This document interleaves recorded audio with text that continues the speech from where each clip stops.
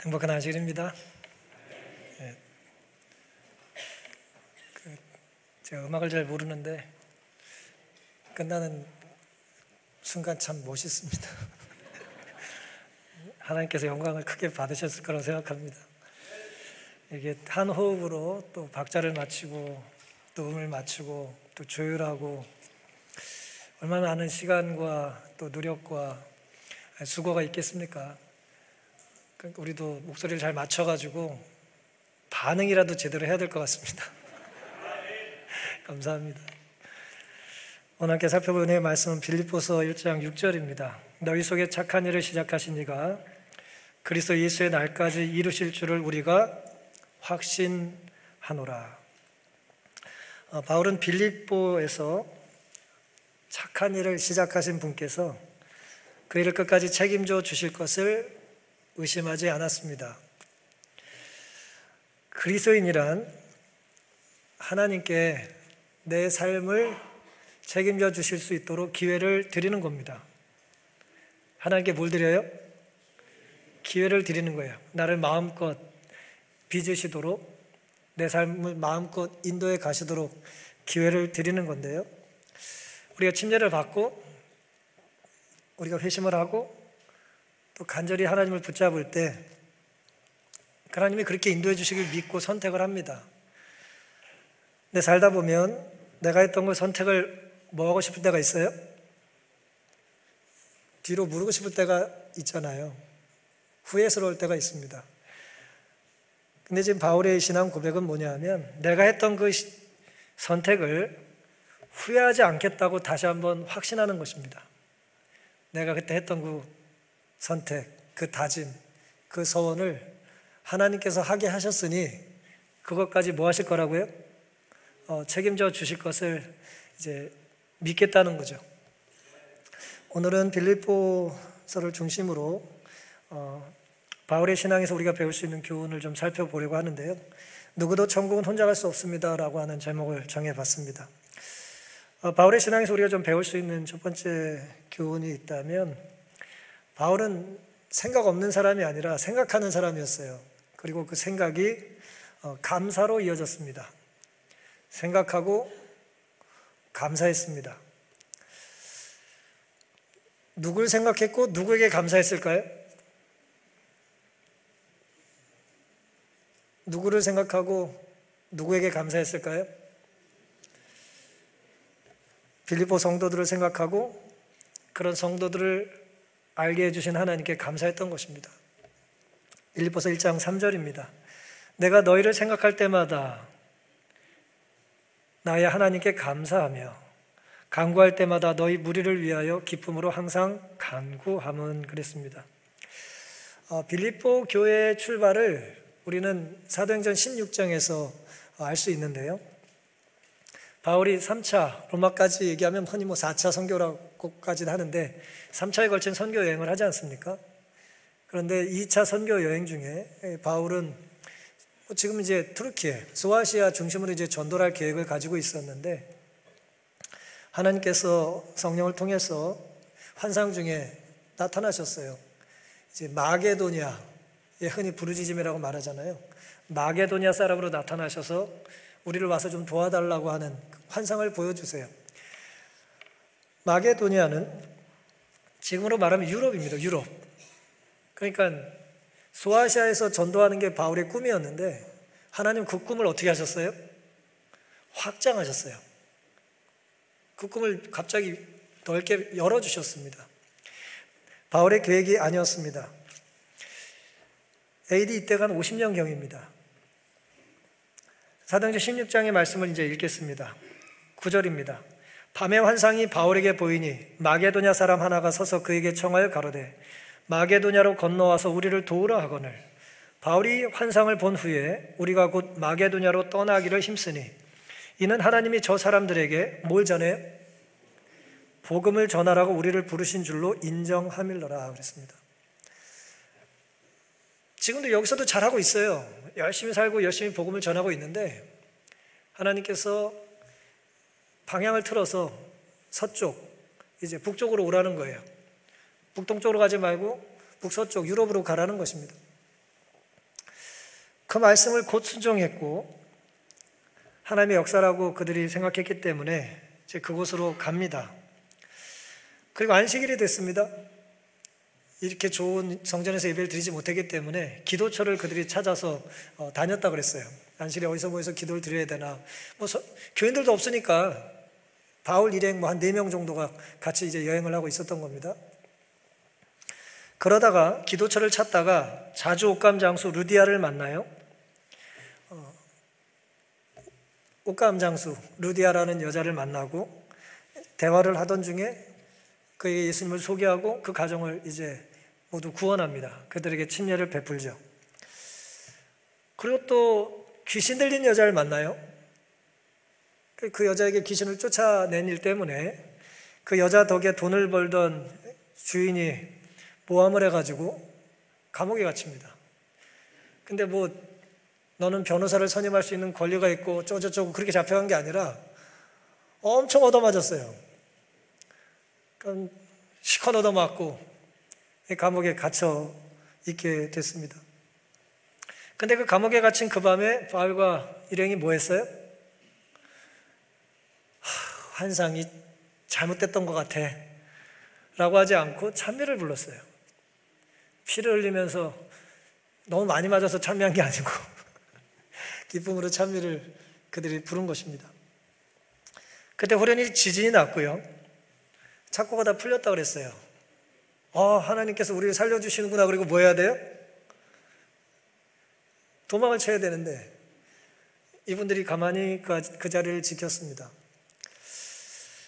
도망갔을 거라고 생각했던 간수가 그것을 보고 자살을 하려다가 놀래요.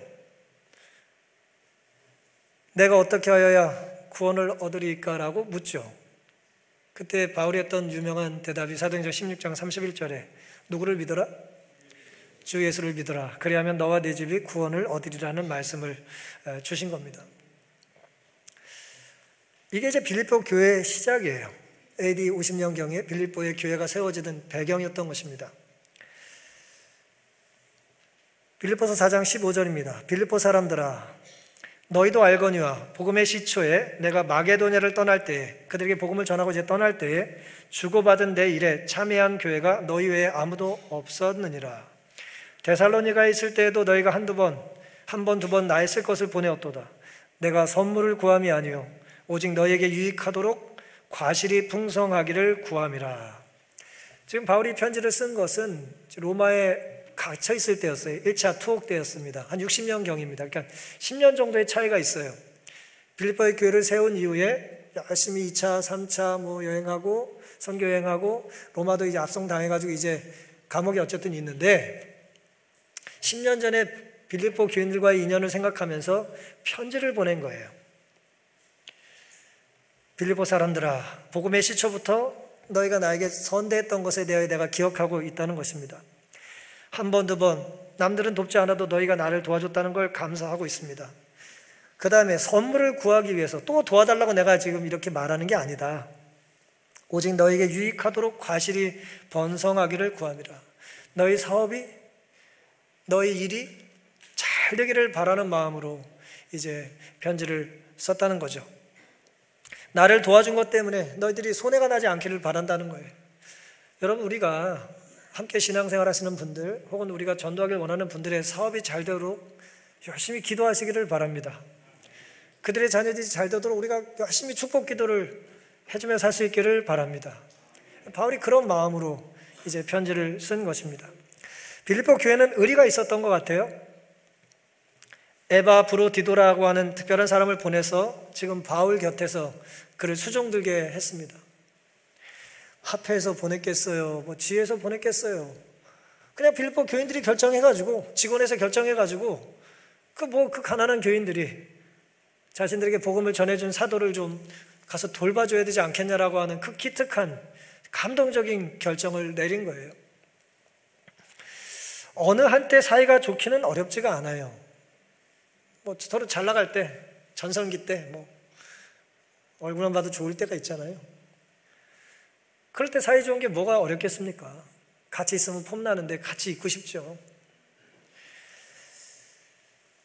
시작만 좋고 끝이 나쁜 사이가 많죠? 뭐 용두사미 같은 관계가 얼마나 많습니까? 시작은 좋았는데 끝이 별로 안 좋아요. 근데 바울과 빌립보 교회의 관계는 서로에게 선물 같은 존재였습니다. 서로가 서로에게 선물 같은 존재였다는 거예요. 짝사랑이 아니었습니다. 생각할 때마다 미소가 짓게 되는 것입니다. 기억하면 가슴이 시원해져요. 뭐 얼굴만 보고 사진만 봐도 행복한 거예요. 물론 정반대의 관계가 왜 없습니까? 생각만 하면 가슴이 갑갑하고 이름만 들어도 혈압이 올라가고 뭐 그런 관계가 왜 없어요? 대부분의 우리 보통 사람들은 시간이 지나면 관계가 어떻게 돼요? 약해집니다. 관계가 약해져요.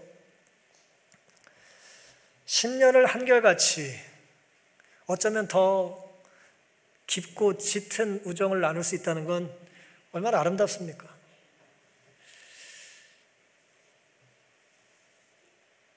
별로 이렇게 연락하고 지내고 싶지 않은데 다행히 이사를 갔어. 신기해 좋아요. 이제 그만 봐야겠구나. 이사라고 하는 것 때문에 연락을 끊는 사이가 있지 않습니까? 하지만 참된 우정은, 참된 사랑은 지구 끝이라도, 지구 반대편에 살더라도 잊어야 있지 않아요. 잊지 않아요. 그 사람 때문에 그 지구 반대편을 공부하죠. 날씨가 어떤지 찾아보고. 그게 제대로 된 관계와 사랑이 아니겠습니까? 눈에 보이지 않으면 마음이 멀어진다는 얘기는 그리스도인에게 해당되면 안 되지 않을까요? 그때 받았던 그 사랑과 은혜를 기억하고 그걸 좀 감사하며 살아야지. 이건 뭐 아무것도 아니라고 말이에요. 다 필요 없다고. 인생이 그렇지 뭐. 그런 생각을 하지 않고 살게 되시기를 바랍니다. 우스갯소리 중에 돈으로 살 수 없는 것은 없다. 들어보셨어요? 못 들어보셨어요? 돈으로 살 수 없는 것은 없다는 우스갯소리가 있어요. 우린 돈이 많지 않아가지고 별 관심이 없지만 이런 말이 있습니다. 만약 돈으로 살 수 없는 것이 있다면 그것은 돈이 부족하기 때문이다 는 말이 있어요. 제가 그걸 믿는다는 게 아니고요. 돈으로 살 수 없는 건 없다. 돈으로 살 수 없다면 뭐가 부족한 거다? 돈이 부족한 거다라는 말이 있어요. 맞는 말입니까? 살아보니 그런 것 같아요? 좀 땅 좀 사고 싶은데 단가를 더 부르면 살 수 있죠. 어차피 매물이라면, 내놓은 거라면, 팔겠다는 거면. 하지만 돈으로 살 수 없는 것이 있어요, 없어요? 있고 있어야 됩니다. 모든 게 다 돈에 거래되면 되겠어요? 재화로 나오면 안 되는 게 있어요. 물건으로 나오면 안 되는 것이 있어요. 사람입니다, 사람. 사람을 돈 주고 살면 뭐가 됩니까? 인신매매가 되고 매춘이 되는 거예요. 나를 뭘로 보고 그래? 그 가격을 불러? 그게 아니란 말이에요. 많이 부르면 뭐 온다는 거예요, 그러면? 돈으로 거래할 수 없는 게 있는 거죠. 바울이 돈 때문에 선교했나요? 유럽으로 가면 월급이 오를 것 같아. 몇 대 맞고 노래 부르면 후원금이 좀 들어올 것 같아. 그래서 선교했습니까? 순교하면 대박이야. 그래서 순교했나요? 아니잖아요. 돈이 아무리 뭐 유용한 것 같아도 죽음 앞에서 무력하죠. 근데 죽는 순간까지 가치 있는 삶을 살았다면 그건 돈과 관계가 있는 거 없는 거예요. 돈 때문이 아니잖아요. 우리가 돈 때문에 신앙생활하는 거 아니지 않습니까? 바울에게 빌립보 교회는 돈 때문에 세우고 돈 때문에 우정을 유지했던 것이 아니에요. 루디아, 귀신 들린 여인, 빌립보의 간수 가족, 어느 한 사람도 바울은 결코 잊을 수가 없었습니다. 그것이 나에게 뭔가 도움이 될 것 같아서 그런 것이 아니에요. 사랑한다면 함께 고생하고 함께 고생했던 시간들을 아름다운 추억으로 간직하게 마련입니다. 성령께 순종해서 만난 사람들이잖아요. 자기가 만나고 싶어서 만난 게 아니고 성령께 순종해서 만난 거잖아요. 여러분들 지금 성령께 순종해서 옆에 앉아 있는 거예요? 좀 불쾌한 표정을 지시면 안 되죠. 성령께 순종했더니 이렇게 앉아 계신 거예요. 성령께 순종한 결과로 만나게 된 사람이라면 그 사람과의 관계와 우정과 사랑을 우리는 뭐 해야 돼요? 우리가 함부로 멈춰는 안 되는 것이고 함부로 끊어서는 안 되는 것입니다. 바울처럼, 빌립보 성도들처럼 그 선물을 하나님께서 주셨다는 것을 기억하고 뭐 해야 합니까? 감사하며 살게 되시기를 간절히 바랍니다. 성도를 생각하고 성도를 알게 해주신 하나님께 감사하는 삶이 우리의 삶이 될 수 있기를 간절히 바랍니다. 이런 바울의 삶은 한결같은 삶이 얼마나 아름다운지를 우리에게 보여줘요. 1장 5절 6절입니다. 첫날부터 이제까지라는 얘기는 10년 동안이라는 얘기예요. 지난 10년 동안 복음에서 너희가 교제함을 인함이라. 너희들도 서로 믿음으로 교제하고 나와의 교제를 끊지 않았다는 거예요. 너희 속에 착한 일을 시작하신 이가 그리스도 예수의 날까지 이루실 줄을 우리가 확신하노라. 칭찬하는 거죠. 바울은 지금 그들을 칭찬하는 것입니다. 여기 선생님들 많이 계신데요. 스승의 날이 되거나 그러면 제자들 찾아오잖아요. 찾아왔는데 서로 사이가 좋으면 보기 좋아요, 안 좋아요? 사이가 좋은 제자들 찾아오면 좋을 거 아니에요. 와가지고 원수 같은 애들이 둘이 와가지고 막 그냥 싸우고 있으면 보기 좋을까요? 안 좋죠. 뭐하러 찾아오냐고 오지 말아라. 그냥 사이좋게 지내라. 그러지 않겠습니까? 바울은 지금 빌립보 교회 성도들이 잘 지내는 부분에 대해서 물론 완벽한 교회는 아니에요. 거기도 두 명의 여집사가 또 사이가 안 좋아가지고 바울이 나중에 좀 사이 좀 잘 좋게 지내라고 또 이렇게 권면을 해요. 문제는 그런 연약한 중에라도 그들이 믿음으로 교제하는 일을 포기하지 않았다는 거예요. 하나님의 필요 없는 교제와 모임이 많죠. 하나님 없이도 만족하는 이들이 있습니까? 오히려 반대 이런 것도 있을지 모르겠어요. 하나님이 계시면 안 되는 조직이야. 그런 조직에서는 나오셔야 됩니다. 하나님이 계시면 큰일 나는 모임. 그 조직에 빨리 나오셔야 돼요. 근데 하나님이 계셔야 유지되는 조직, 그런 모임에서 끊임없이 여러분의 영적인 역할을 신실히 감당할 수 있게 되기를 바랍니다. 바울이 칭찬했던 빌립보 교회 성도들의 교제는 두 가지 특징이 있었다 그랬어요. 본교 주석입니다. 첫 번째는 선교고 두 번째는 자선이다 그랬어요. 빌립보 교회의 두 가지 특징. 불신자들에게 복음을 열심히 전했고 교회 안으로 인도해 드리려고 하는 선교의 정신이 있었어요. 우리 교회 갑시다. 우리 집에 갑시다. 이번 우리 모임에 같이 모입시다 라고 하는 사랑의 마음이 선교의 마음으로 연결되어 있었어요. 같이 하고 싶은 거예요. 뭐를 자꾸 같이 먹고 싶고 같이 시간을 보내고 싶은 거예요. 그게 선교의 정신입니다. 두 번째는 자선이다 그랬습니다. 그 맺은 우정을 유지하기 위하여 어떤 마음이 있어야 돼요? 뭔가 투자가 되는 게 있어야 돼요. 돈이 투자가 되고 물질이 투자가 돼야 합니다. 후원을 해야 되고, 그렇죠? 손을 내밀어야 돼요. 그런 자선의 마음, 그것이 없이 그 공동체가 어떻게 유지가 되겠습니까? 바울은 그게 너무 감사했던 거예요. 그들이 열심히 믿음 안에 사는 것도 감사하고 그들이 서로 돕고 사는 것도 감사하고 그 에너지를 가지고 날 도와주는 것도 감사했다는 것입니다.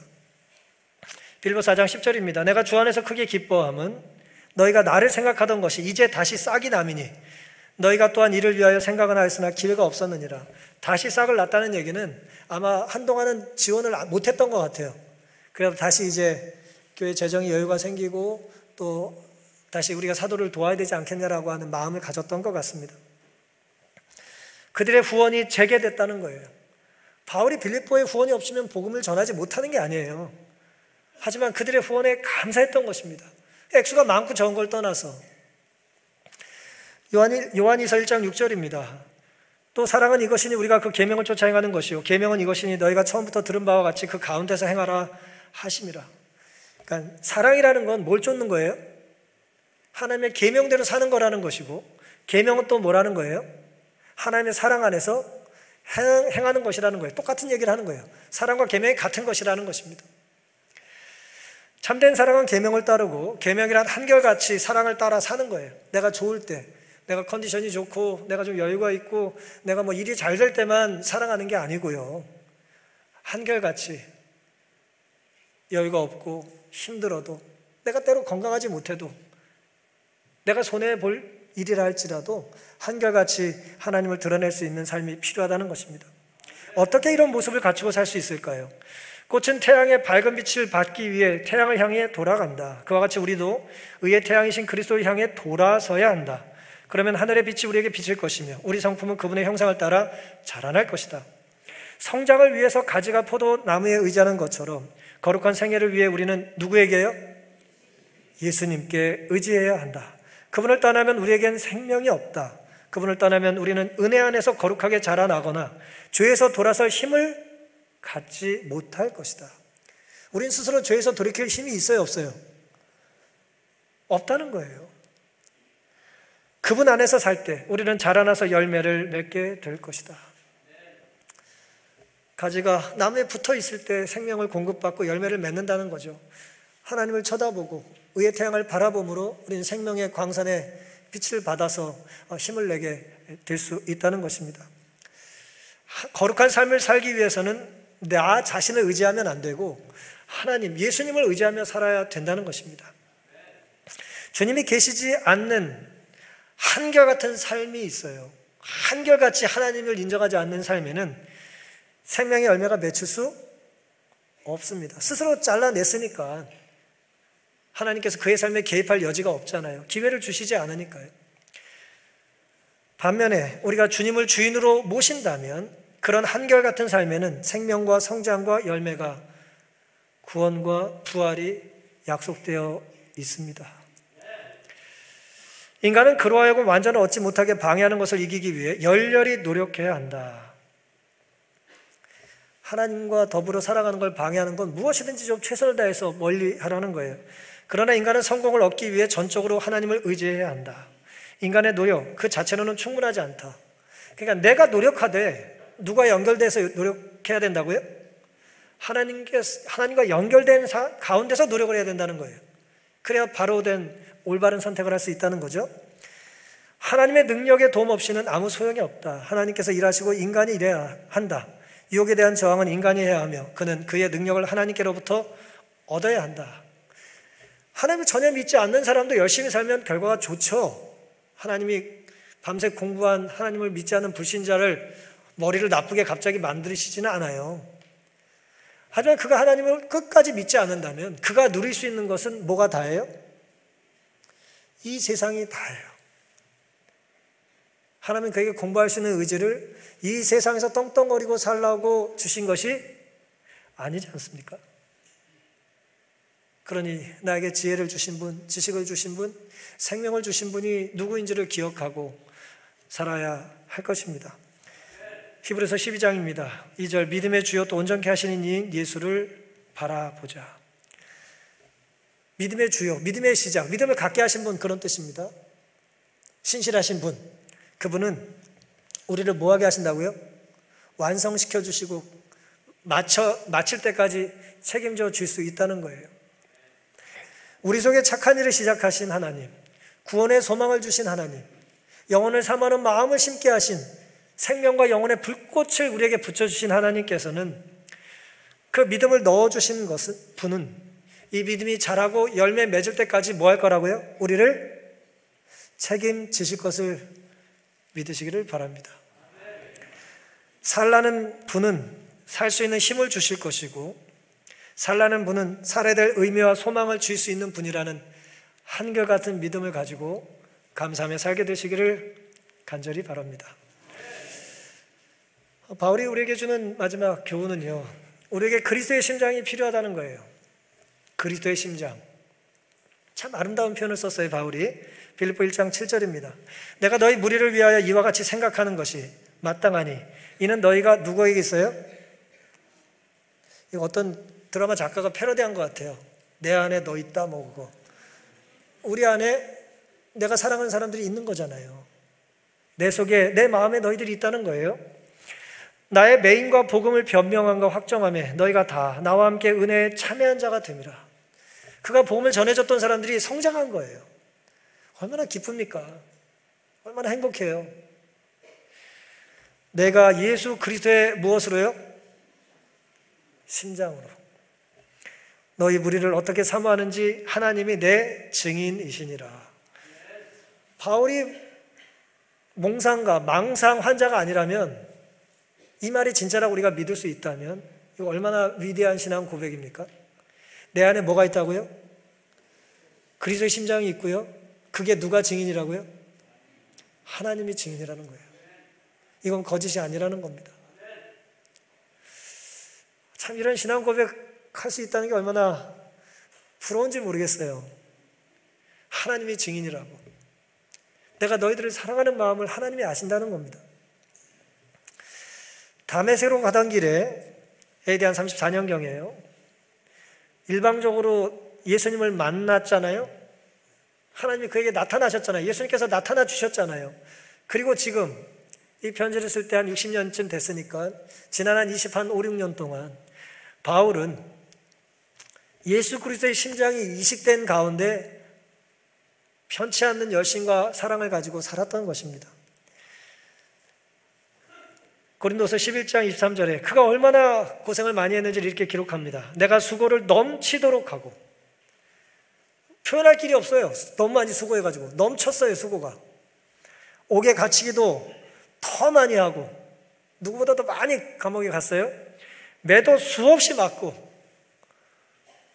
여러 번 죽을 뻔했다 그랬습니다. 40에 하나 감한매를 5번 맞았고, 3번 태장으로 맞고, 1번 돌을 맞고, 또 수고하며 애쓰고 여러 번 자지도 못하고 줄이고 목마르고 여러 번 굶고 춥고 헐벗었노라. 여기 지금 많이 고생하신 분들이 계세요. 90 넘은 어르신들이 교회에 계셔요. 일제시대에 태어나시고 전쟁을 겪으시고 보릿고개를 건너시고 배고픔이 뭔지를 아시는 거예요. 근데 바울은 이렇게 말하는 거예요. 난 더 힘들었다. 난 더 고생했다는 얘기를 하는 거예요. 만약에 27절로 이 말이 끝난다면 이것은 바리새주의자의 이 절제와 금욕 혹은 핍박받은 것에 대한 자랑일 뿐이에요. 하지만 이것은 이 말을 하기 위해서 했던 것입니다. 28절 이외의 일은 고사하고 오히려 날마다 내 속에 눌리는 것이 있으니 곧 모든 교회를 위하여 뭐요? 염려하는 것이다. 이 일을 왜 했다는 거예요? 교회를 생각하면서 감당했다는 거예요. 고생 금메달감이에요. 바울은 고생이라는 올림픽에 나가면 맨날 1등이에요. 라이벌이 없어요. 엄청나게 고생을 한 겁니다. 왜 이런 고생을 감수했을까요? 자원한 이유가 뭘까요? 이거 누가 하라 그랬습니까? 누가 이거 하라 그랬냐고요? 바울 보고. 하나님이 하라고 한 걸 거절을 못한 거예요. 사람의 일이 아니었습니다. 하나님이 내 안에 거룩한 열정을 부어 넣어주셨기 때문에 전하지 않고는 견딜 수가 없었던 거예요. 이 뜨거운 게 올라오기 때문에 어떻게 할 수가 없는 거예요. 주님 때문에 우리의 생각과 성취감 속에 주님이 바울처럼 첫째가 되고 유일한 이유가 될 수 있기를 간절히 바랍니다. 내가 성공을 했는데 하나님이 상관없어. 얼마나 슬퍼요. 그런 일 우리에게는 없게 되기를 바라는 것입니다. 시편 16편 7절입니다. 나를 훈계하신 여호와를 송축할지라 밤마다 내 심장이 나를 교훈하도다. 저 이 성경 참 좋아하거든요. 밤마다 심장이 나에게 말을 하는 거예요. 심장을 뛰게 하시는 분이 누굽니까? 하나님이잖아요. 하나님이 계속 뛰게 하세요. 근데 그 매일 뛰게 하는 그 심장, 한순간도 멈추지 않는 그 심장의 박동 속에 다윗은 하나님의 뜻을 느꼈던 것입니다. 내 심장이 왜 뛰지? 내가 뭘 해야 될까? 어떻게 살아야 될까? 똑같은 마음을 바울이 가졌던 것입니다. 교회에 대한 염려로 끊임없이 바울은 예수님의 심장 가지고 살았던 것이죠. 하나님께서는 우리가 우리 자신을 지배할 수 있게 되기를 원하신다. 그러나 하나님께서는 우리의 동의와 협력 없이는 우리를 도우실 수 없으시다. 거룩하신 성령께서는 인간에게 주어진 힘과 기능을 통해 일하신다. 우리 스스로는 우리의 목적과 소망과 기호를 하나님의 뜻과 일치시킬 수 없다. 그러나 만약 우리가 자진해서 행하게 되기를 자원한다면 구주께서는 우리를 위하여 이 일을 성취하실 것이다. 우리가 자원해서 바울처럼 다윗처럼 우리의 심장에 하나님의 심장을 넣어달라고 기도할 때 하나님 우리의 삶을 뭐 해주신다고요? 변화시켜 주실 수 있다는 거예요. 기다리고 계신다는 거예요. 잔뜩 좋은 걸 가지고 계시면서 내가 준비한 선물 받아주겠니? 라고 여쭙고 계신 것입니다. 애니 딜러드라고 하는 사람이 작가살이라고 하는 이제 작가의 삶에 대해서 쓴 에세이집이 있는데, 이 사람은 이제 필리처 상을 수상했던 아주 좋은 필력을 가진 그런 작가입니다. 이 사람이 쓴 책에 이런 내용이 잠시 있어요. 한 사진작가 지망생이 자신이 찍은 최고의 사진들을 다 모아가지고 이제 명망 높은 아주 실력 있는 노 사진작가에게 자문을 구하러 갔습니다. 해마다 갔어요. 그럼 이 사진작가는 그 사진을 둘로 딱 분리를 해줬어요. 좋은 사진, 안 좋은 사진. 둘로 분리해줘서 이제 가라고 했습니다. 그럼 좋은 사진을 연구해가지고 그 다음에 또 와요. 그럼 또 좋은 사진, 나쁜 사진을 분리해서 또 줬습니다. 그렇게 계속 해마다 그 일을 했습니다. 해마다 근데 노 작가가 풍경 사진 한 장을 형편없는 사진 속에 계속 구별해 놓는 거예요. 근데 아무리 구별해 놔도 이 사람이 다음에 그 사진을 또 갖고 와. 또 뒤밀어. 그럼 영락없이 안 좋은 사진 쪽으로 이제 던지는 겁니다. 그 노 사진 작가가 이제 어느 날 젊은 지망생에게 이렇게 말을 합니다. 자네는 매년 이 똑같은 풍경 사진을 가져오고 나는 매년 그것을 형편없는 사진 속에 넣고 있네. 그런데 자네는 왜 그 사진을 그렇게 마음에 들어 하는 거야? 바보야? 그걸 왜 자꾸 갖고 오는 거야? 그랬더니 이 젊은 사진 작가 이렇게 대답을 했습니다. 그걸 찍으려면 산을 올라가야만 하거든요. 산을 올라가는 수고가 너무 힘들어가지고 그 사진을 뭘 못해요? 포기를 못하는 거예요. 사진으로 분석을 해야 되는데 사진 찍기 위한 고생과 수고가 너무 아까운 거예요. 내가 이거 찍느라고 얼마나 고생했는데, 내가 여기까지 오느라고 얼마나 고생했는데 라고 하는 그 내 수고가 트로피가 돼가지고 하나님 앞에 자꾸 디미는 거예요. 어리석은 것입니다. 내가 어떻게 살았는데 그것이 무엇이든 내려놓아야 우리는 주님을 따를 수 있지 않겠습니까? 그리스도의 심장 외에 다른 것은 내려놔야 되는데 그리스도의 심장을 받아들여야 될 이 심장 안에 뭐가 있어요? 내가 이거 얼마나 힘들게 차지한 건데 이걸 내려놓을 수 있냐라고 떡하니 자리를 막고 있는 것입니다. 더 좋은 것을 내가 받아들일 수 있는 기회를 놓치는 거죠. 강하고 균형 잡힌 품성을 건설하려고 하는 사람, 잘 균형 잡힌 그리스도인이 되고자 하는 사람은 모든 것을 바치고 그리스도를 위해 모든 것을 하여야 한다. 날마다 그는 자기를 포기하는 것이 무엇을 의미하는지 배워야 한다. 그는 하나님의 말씀을 연구하고 그 뜻을 배우고 그 교훈을 순종해야 한다. 그와 같이 하여 그는 그리스도인의 탁월한 표준에 도달할 수 있다. 그랬습니다. 내가 세운 표준은요, 내가 수고하고 도달한들 나에게 뭘 줄 수 없어요? 생명을 가져다 줄 수는 없어요. 우리가 하나님 없이 어떻게 산들, 얼마나 열심히 산들 좀 더 오래 살 수는 있을 겁니다. 좀 더 건강하게 살 수 있을지 모르겠어요. 하지만 그게 영원히 살 수는 있다 없다? 영원히 살 수는 결코 없습니다. 구원을 받을 수는 없어요. 내가 좋다고 산에 올라가서 찍은 사진은 좋은 작품이 아니라니까요. 근데 왜 자꾸 해마다 갖고 오냔 말이에요. 하나님께 인정받기 위해서는 그 사진을 올리는 게 아니라 뭐 해야 합니까? 그 사진을 내려놓고 포기할 수 있는 겸손이 우리에게 필요하지 않겠습니까? 오늘 우리의 한결같음이 내 삶을 고집하는 한결같음이 아니라 하나님의 은혜와 말씀에 순종하는 그런 한결같음이 우리에게 있게 되기를 간절히 바랍니다. 엘리자베스 키블러 로스, 데이빗 캐슬러라고 하는 사람이 인생 수업이라고 하는 유명한 책을 남겼습니다. 많이 읽어보셨을 텐데요. 이 책에는 파킨슨병을 앓고 있는 74살 된 제임스라고 하는 한 사람이 등장합니다. 아주 활동적인 삶을 살았던, 성공적인 삶을 살았던 사람이에요. 그런데 이제 파킨슨병이 심해져서 남에게 평생 돕고 베풀며 살던 사람인데 이제 그런 일을 더 이상 할 수 없게 됐습니다. 도와주기만 하고 도움을 받아본 적이 없는 그런 사람이었습니다. 자기가 살 이유가 있어요, 없어요? 남을 도울 수 있는 상황이 아니에요. 이제 몸도 안 좋고. 그래서 이 사람이 뭘 생각했을까요? 살 이유가 없으면 뭘 생각해요? 이 사람이 자살을 계획했습니다.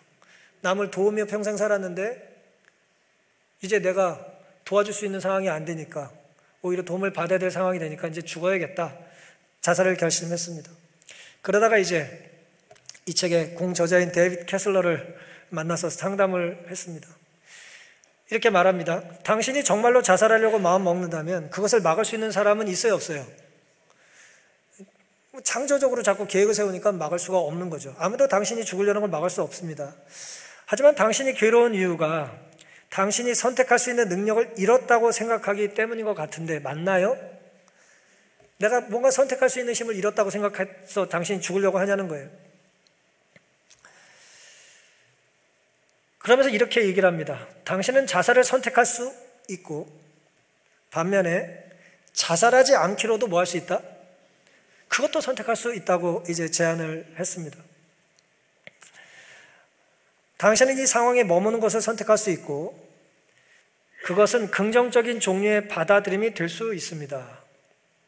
당신은 선택을 하는 것이지 실패자가 아닙니다. 라고 이런저런 이제 자살하지 말라고 이제 이런저런 얘기 계속 하고 있는 거죠.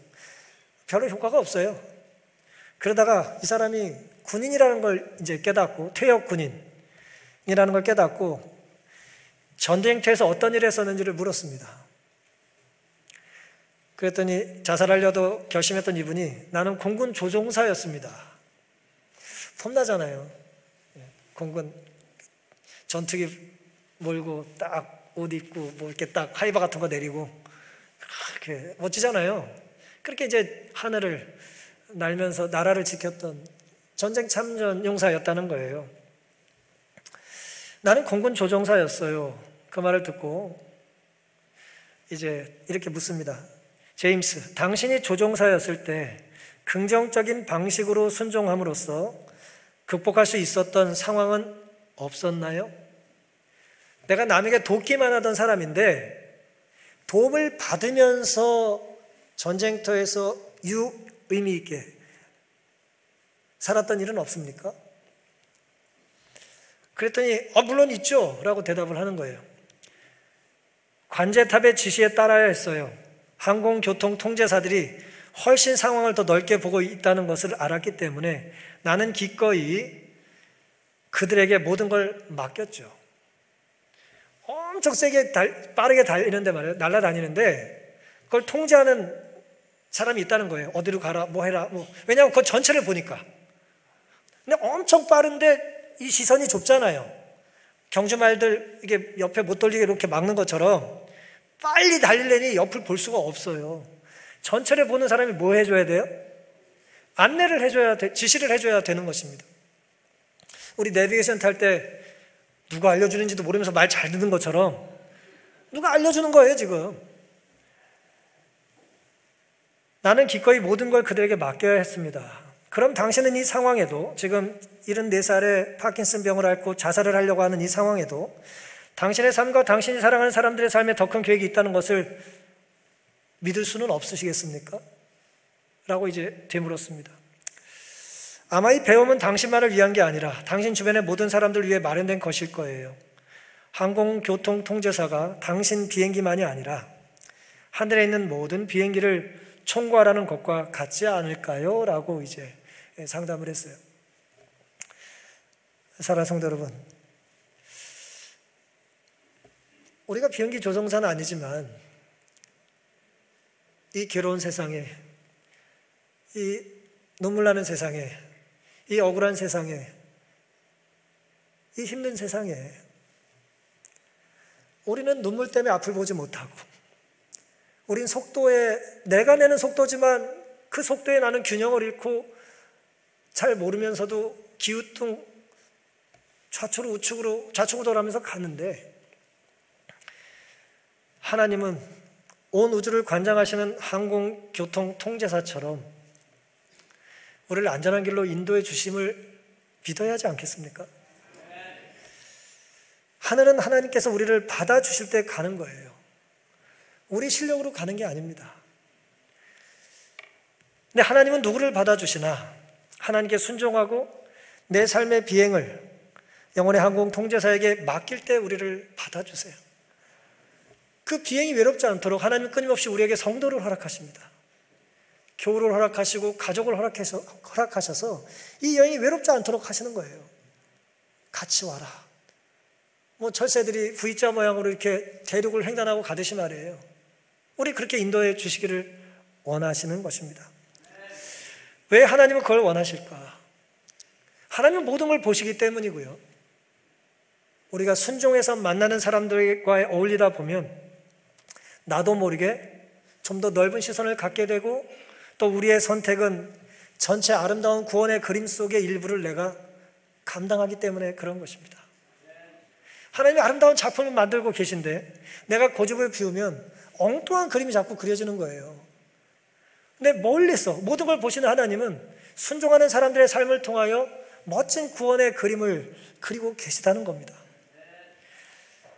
우리의 삶의 시작과 끝을 아시는 분께서, 착한 일을 시작해 주신 분께서 우리의 삶을 끝까지 마무리하실 수 있도록 하나님께 기회를 드려보지 않으시겠습니까? 바울은 빌립보 성도들의 10년 넘는 우정과 사랑을 통해서 감옥에서의 옥살이를 견딜 수 있었습니다. 참 아름답지 않습니까? 한 3년, 5년 지나면 막 지루해가지고 이제 그만 헤어지자, 그러는 관계가 아니라 정말 10년이 한결같이 그 두근거리는 마음, 그 행복했던 시간, 안식 오후에 기도처 찾다가 웬 여자를 만나 우리 아이를 만나고 그 가정을 전도하고 또 귀신 들린 한 여인에게 귀신을 쫓아내주고 감옥에 가서 얻어맞고 찬미 부르다가 그 간수장을 구원했던 경험들, 그게 빌립보 교회의 초대 멤버들이에요. 그 연약한 교회 성도들이 10년 넘도록 사도를 지금 뭐하고 있어요? 돕고 있잖아요. 만약 바울이 이 제임스 같은 이 파킨슨병 환자같이 느꼈다면 어떻겠습니까? 이렇게 살아서 뭐하냐? 사도가 돼가지고 막 그냥 죽어야겠다. 그럼 곤란하죠. 하나님께서 오늘 우리의 삶을 살게 하셨다면 우리는 끝까지 견디며 사랑하며 살아야 될 것입니다. 성령의 인도하심에 이끄심에 순종하여 만난 사람이라는 것을 여러분들은 믿으십니까? 그 사귐 가운데 주님이 계속 계시기를 간절히 바랍니다. 순종의 결과 만난 관계나 상황은 하나님께서 책임져 주실 겁니다. 연약한 여인들, 이방인 간수를 중심으로 시작된 교회가 바울과의 우정이 끝나지 않은 것처럼 오늘 우리의 사랑도 그럴 수 있기를 간절히 바랍니다. 얕고 약은 만남에 익숙한 시대에 깊고 짙은 우정과 사귐이 그립습니다. 성도의 교제가 그럴 수 있기를 간절히 바랍니다. 삶의 주도권을 주님 앞에 내려놓고 내 감정과 생각보다는, 내 신념대로 살기보다는 주님의 심장이 우리의 삶을, 우리의 심장을 울릴 수 있게 되기를 간절히 바랍니다. 빌립보 2장 16절입니다. 생명의 말씀을 밝혀 나의 다름질도 헛되지 아니하고 죽어도 헛되지 아니하므로 그리스도의 날에 나로 자랑할 것이 있게 하려 함이라. 자랑할 것이 있게 해야 된 소망의 대상이 누구예요? 빌립보 교인들입니다. 내가 예수님 다시 오실 때 너희들을 뭐하고 싶다? 지금처럼 자랑할 수 있도록 살라는 거예요. 바뀌지 말라는 거예요. 포기하지 말라는 거예요. 멈추지 말라는 것입니다. 힘들다고 포기하고 어렵다고 처음 우리에게 착한 일을 시작하게 해주셨던 구원의 소망을 멈추지 말라는 것입니다. 사랑하는 성도 여러분, 저는 감히 바울처럼 말을 할 수는 없지만 주님 보시기에 여러분들이 재림의 날 나로 너를 자랑할 수 있게 하는 삶을 살아주지 않겠냐라고 하는 이 사랑의 호소에 응답하심으로 천국에 혼자 가는 삶이 아니라 순종해서 만난 사람을 손에 손을 잡고 함께 갈 수 있는 그런 생애를 살도록 결심한 살아갈 한 주가 되기를 바라면서 오늘 말씀을 마치겠습니다.